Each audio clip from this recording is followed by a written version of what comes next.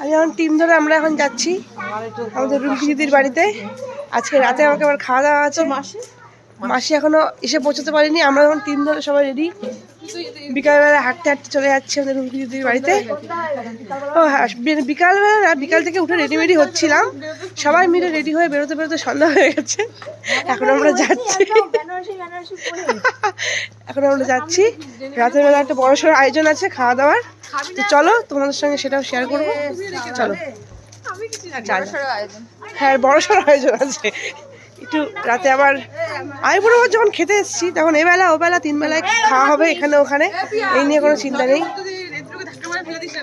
তোরা দেখো আমার সঙ্গে আইবুড়ো ভাত খাওয়াতে এইগুলো সব আমার সঙ্গভঙ্গ।